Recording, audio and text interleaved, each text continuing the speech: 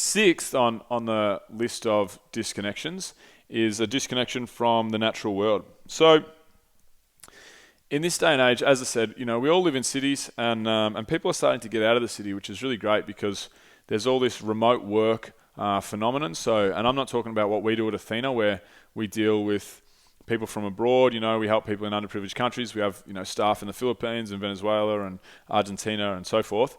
I'm talking about people in Melbourne working for a Melbourne-based company, but that are working from home. Now, that's really great because it's allowing people to spread out of the cities. Cities were the melting pots where people could get together and do work.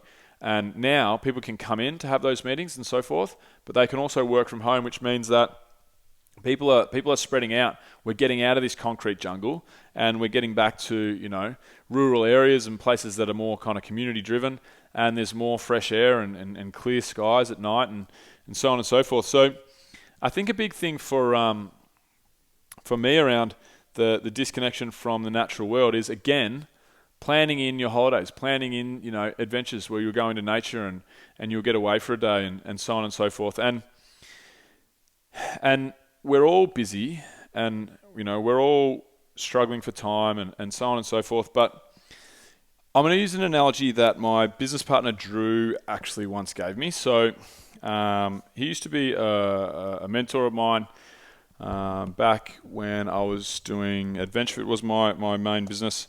So basically, Drew talked about the fact that he drew this out in front of us. He drew a vase and he said, look, I want you guys to plan your holidays, and okay, cool. It was all about time management. If you have, this is your vase, this is your time that you have in your life.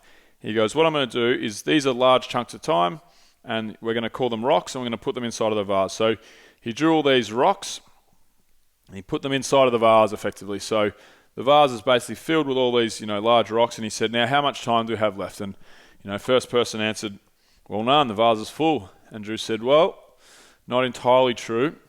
How about we grab some pebbles here, and we take those pebbles and we place them in around the rocks, so we can fit a little bit more in. No worries. Okay, cool. Now we've fit some more into our time. And he said, now how much time do we have? And people were like, well, we don't have any time. You can see that, we're run out. And Drew said, well, what about if we put some sand in here? And we fill all the space around the rocks and all around the pebbles, and we sprinkle some more time in here. We fill those gaps here and there, and we sprinkle. And okay, cool. Now we have, what do we have? We have a full vase. And people were like, yeah, we got a full vase. And Drew said, well, what if I pour this 3 liters of water in this vase? And people were like, far out.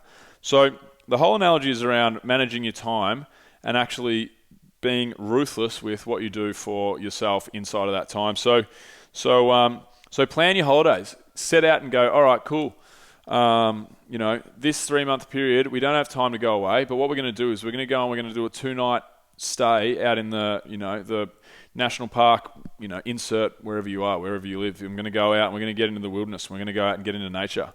We live this lifestyle where, we sit in front of the TVs and screens and so forth, but it's so easy to just, if you have an animal, it's the best because you're forced to go for a walk. Well, I am. I'm forced to go for a walk for an hour and a half a day with Ziggy, and it's my favorite part of the day. But you've got to plan those big getaways and those micro getaways around your already busy schedule, and it can be done.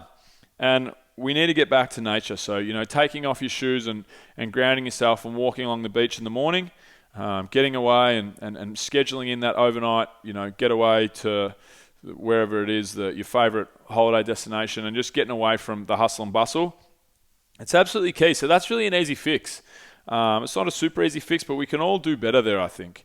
And it's a huge, if you get the sun on your back and fresh air in those nostrils, and you're out hiking and getting a sweat on, and there's absolutely nothing better. So that's an easy one.